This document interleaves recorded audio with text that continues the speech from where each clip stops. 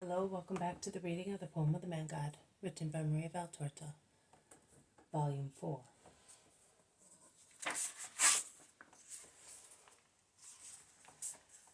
This is the beginning of Book 4, the third year of the public life, conclusion. Chapter 4:14. The Beggar on the Road to Jericho. 17th May, 1944. I see Jesus on a very dusty and sunny main road. There is not the smallest patch of shade.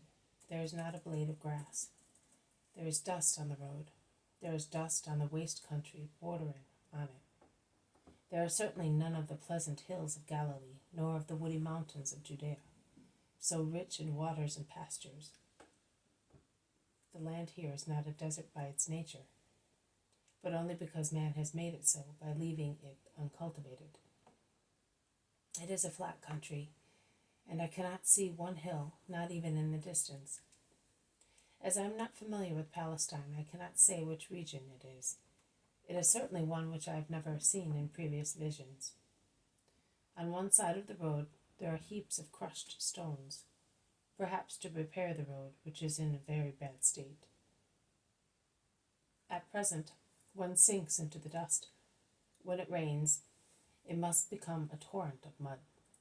I can see no houses, neither near the road nor far away. Jesus, as usual, is walking a few meters ahead of the apostles, who, hot and tired, follow him in a group. To protect themselves from the sun, they have pulled their mantles over their heads, and they look like a confraternity dressed in many-colored robes. Jesus, instead, is bareheaded. The sun does not seem to annoy him. He is wearing a white linen short-sleeved tunic. It is very wide and loose. He is not even wearing his usual cord belt. His clothes are most suitable for this torrid place. His mantle also must be of sky-blue linen, because it is very light and falls loosely over his body, which is thus less enveloped than usual. His shoulders are covered, but his arms are free. I do not know how he has fastened it to keep it thus. A man is sitting, nay, he is half lying on one of the heaps of crushed stones. He must be a poor beggar. His garment, so to speak, is a dirty, tattered, short tunic, which perhaps once was white, but now is the color of mud. He is wearing two shabby, worn-out sandals, two soles with holes, held together with pieces of string. In his hands he has a stick made from the branch of a tree. He has a dirty bandage on his forehead and another dirty rag stained with blood on his left leg between his knee and hip. The poor fellow is emaciated, a heap of bones, dejected, dirty, hairy, uncombed. Before he invokes Jesus, Jesus goes to him. He approaches the poor wretch and asks him, "Who are you?" "A poor man begging for bread. Along this road. I am going to Jericho."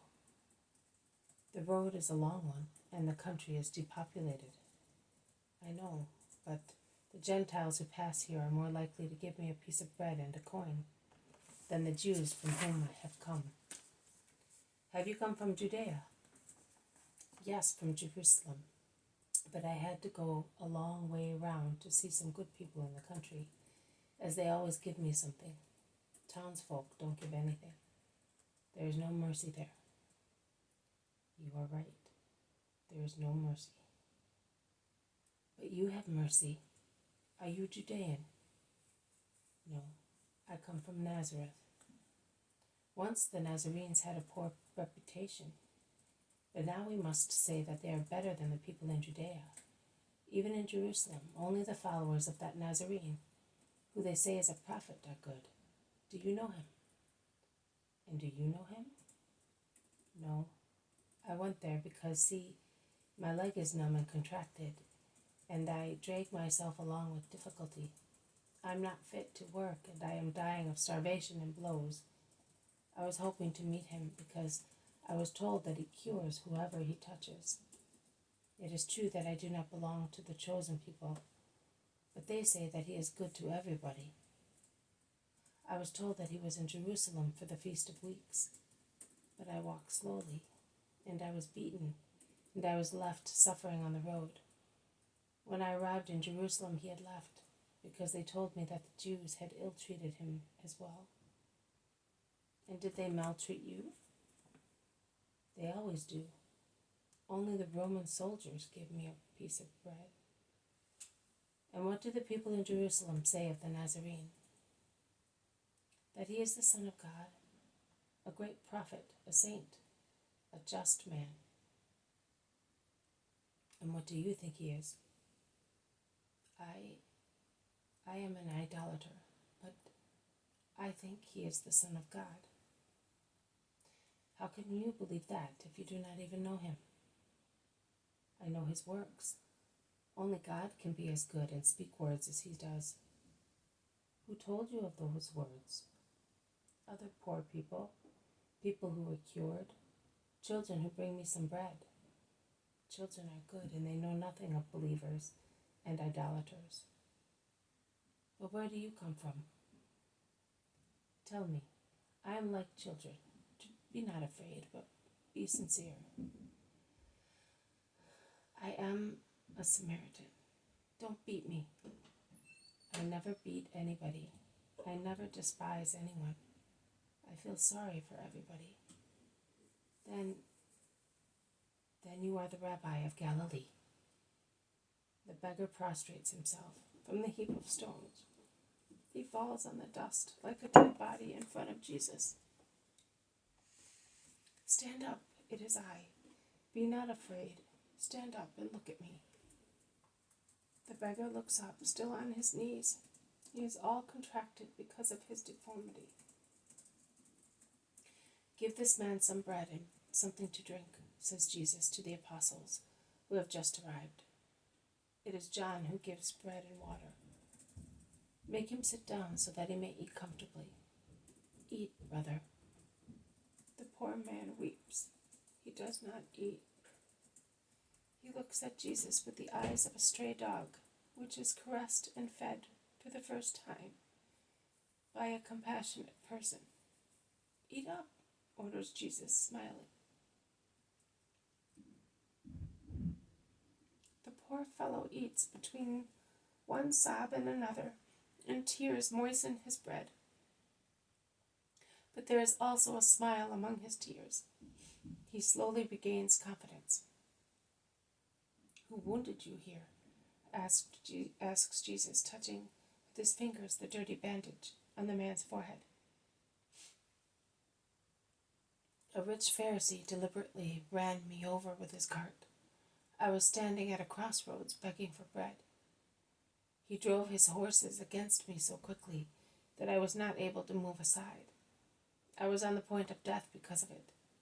I still have a hole in my head from which putrid matter comes out. And who struck you there? I had approached the house of a Sadducee, where there was a banquet, asking for some of the remains, after the dogs had chosen the best ones. He saw me and set the dogs on me. One of them tore my thigh to pieces. And what about this large scar that maims your hand? A scribe gave me a blow with a club 3 years ago. He found out that I was a Samaritan, and he struck me, breaking my fingers. That is why I cannot work. With my right hand maimed, my leg numbed, how can I earn my living? But why are you leaving Samaria? It's bad to be in need, Master. We are very unhappy, and there is not enough bread for everybody. If you helped me, what do you want me to do for you? To cure me, so that I may work. Do you think I can? Yes, I do believe it, because you are the Son of God. Do you believe that? I do. You, a Samaritan, believe that. Why? I do not know why. I know that I believe in you and in him who sent you. Now that you have come, there is no difference in worshiping. It is enough to worship you in order to worship your Father, the eternal Lord. Where you are, there is the Father. Have you heard, my friends? Jesus addresses his disciples. This man is speaking through the Spirit, who enlightens the truth for him. And I solemnly tell you that he is superior to scribes and Pharisees, to cruel Sadducees, to all those idolaters who falsely call themselves the children of the law. The law prescribes to love our neighbor after God, and they give blows to the neighbor asking for bread.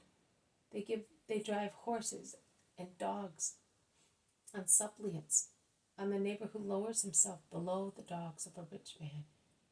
They set the very dogs on him to make him even more unhappy than his diseases do. Disdainful, cruel hypocrites. They do not want God to be known and loved. If they did want that, they would make him known through their deeds. As this man said, it is deeds, not practices, which make people see the living God in the hearts of men and lead men to God.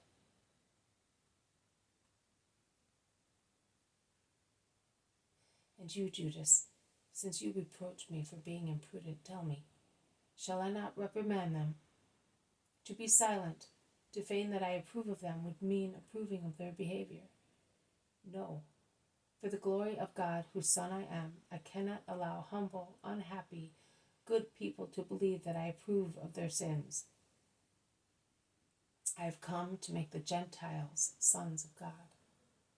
But I cannot do that if they see that the children of the law, they call themselves so, but they are illegitimate children, practice a paganism more guilty than theirs, because these Jews have been acquainted with the law of God.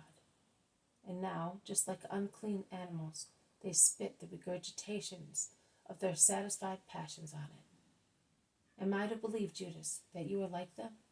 You who reproach me for the truth I speak? Or must I think that you are worried about your own life?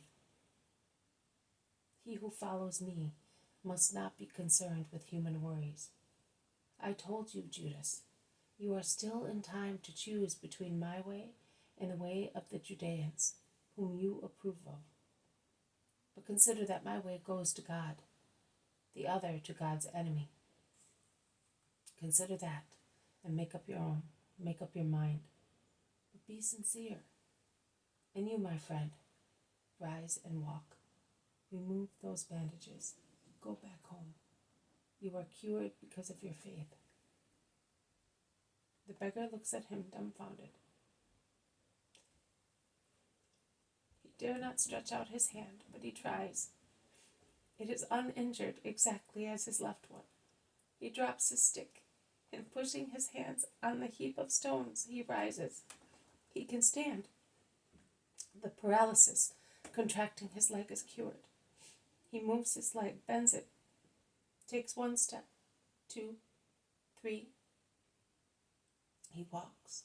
He looks at Jesus with a cry and tears of joy. He rips off the bandage from his forehead. He touches the back of his head where the infected hole was. There is nothing. It is all cured. He tears the blood-stained rag off his leg. The skin is intact.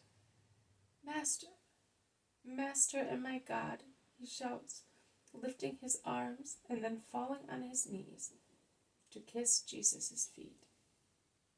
Go home now, and always believe in the Lord. And where shall I go? Master and God, but after you, who are good and holy. Do not reject me, Master. Go to Samaria and speak of Jesus of Nazareth. The hour of redemption is close at hand. Be my disciple with your brothers. Go in peace. Jesus blesses him, and they then part. The cured man walks fast northwards, turning round now and again to look. Jesus, with his apostles, leaves the road, and they proceed eastwards through uncultivated fields. taking a little path which cuts across the main road and which widens now out only much farther on. It is perhaps the road to Jericho. I do not know. This has been a reading from the poem of the Man God, written by Marie Valtorta, Volume 4, Chapter 414, The Beggar on the Road to Jericho. Thank you for listening. I will see you tomorrow. May God bless you, and may peace be with you.